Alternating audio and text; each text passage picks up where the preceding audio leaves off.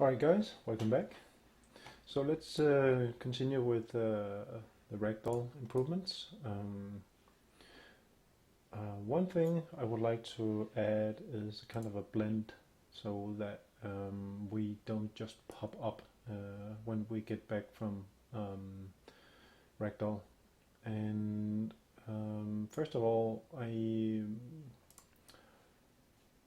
let's see, we have the event tick, and we have a setting called recovery, and that's the, the little timeout that we give our collision capsule of actually our fall capsule to not react during the transition to getting up. So right now it's set to half a second, so let's set it to 1 so we give it a little bit more time. And during that time we want to get up for now. So let's see, up here we have on the event tag we say when we are in Ragdoll. After that we can make a check to see if we have started to recover. So get that one and make a branch here, and it needs to be not like that.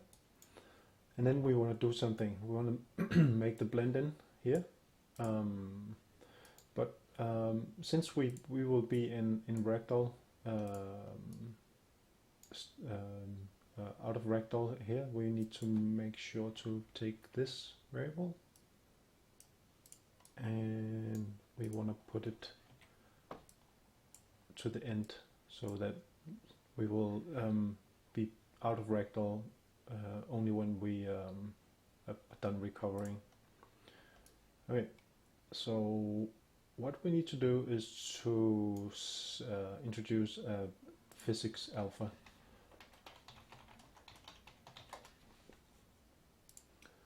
And it's going to be a float, and when we go back again we want to initially start setting this to 1, so that that means that we will still be fully blending, and then once we start recovering we want to make it a transition. So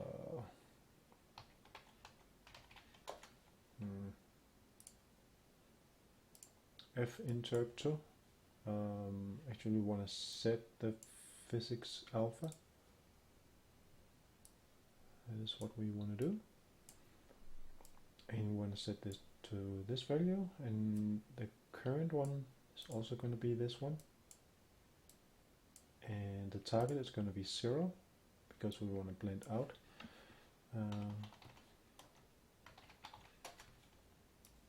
Okay, and let's just go with 5 for now. It needs to go fairly slow, I think. Actually, let's set it to 10 to begin with, then we can adjust it. And we want to set the blend weight for all bodies below the pelvis. So let's just grab this one, and the mesh needs to go here. Whoops, like that. And the physics blend is going to be this one. So did I forget something? Let's test it actually.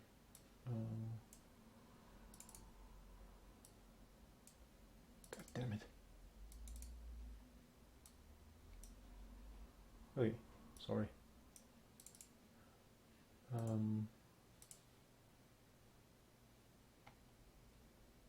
Okay, so he just pops right up still. That was pretty disappointing.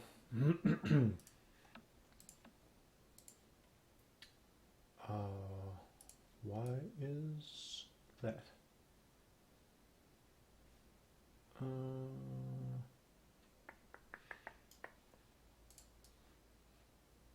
Let's see. Maybe 10 is too fast. Give it 2. No. Oh, yeah. When we click the key, we set him back to don't simulate instantly. So let's remove that. Oops. And move that to the end. So we're gonna wait until he's done recovering to set him to non-simulate. Okay, so when we get up, he's gonna make a little kind of swing up. Okay, so this is a good start, I think.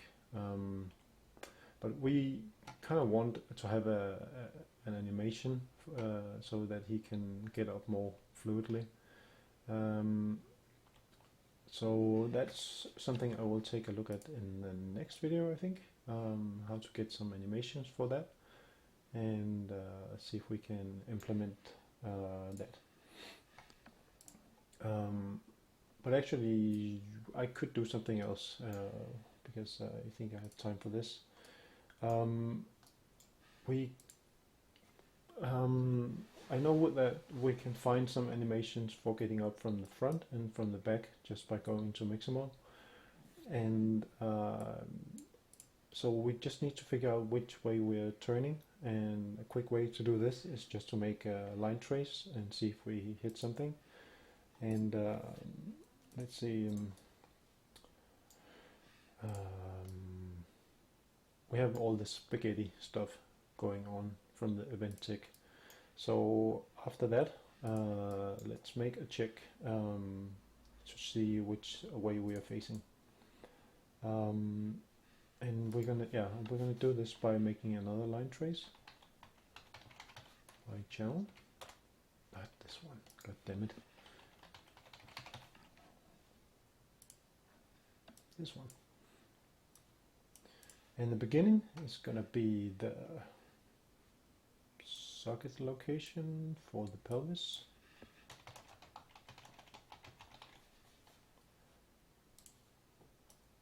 This one.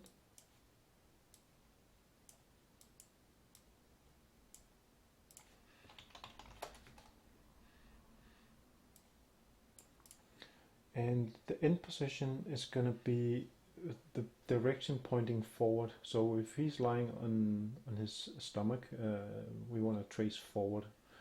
And the thing with the pelvis bone is that it's turned. I think it's 90 degrees to the something. So instead of the most intuitive way to get this is to get the socket rotation also for the pelvis, and then getting the forward vector. But it's going to give you a line trace pointing to the side, so you actually need the right vector for this.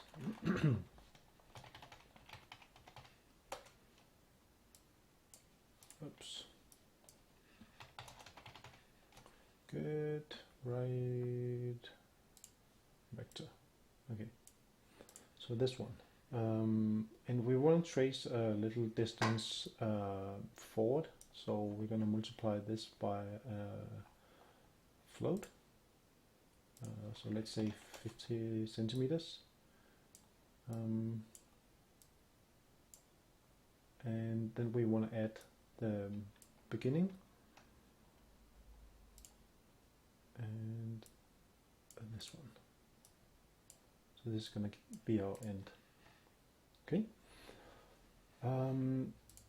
So let's see, what do we need to do? Well, if this hits something,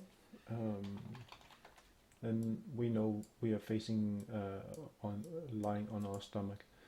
But we actually, well, we could just go with this for now. Yeah, let's just do that. So if we hit something, then we are on our stomach. If we don't hit anything, we just assume we are on our back. If you want to do this really nicely, you would make all of this stuff into a macro and give it a sign or some sort, which you will multiply in here to get either the forward or the backwards vector, and just check if we are lying on the back. And you would also check from this one, from the hit,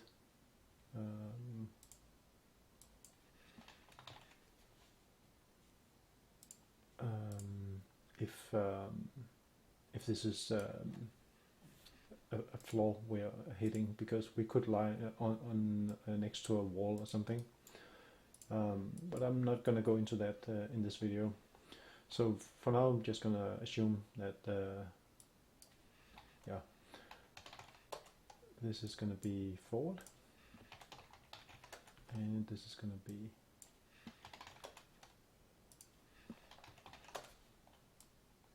back. So yeah, so right now the forward trace is not hitting anything, so it says that he's on his back, which is obviously not. He's on his side. Well, now he is. Okay.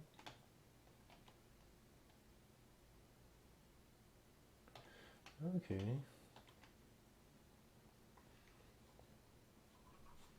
And he's still on his back. What the heck? Pelvis forward times 50 plus this, start and end, because I misspelled this. Okay, let's try this again.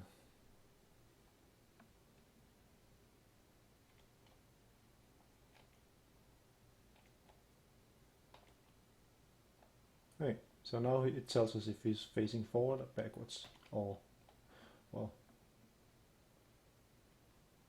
Okay, so with that information at our disposal, I think we're ready to bring in some animations in the next video and take a look at how to implement that. Okay, so thank you for watching, and see you in the next.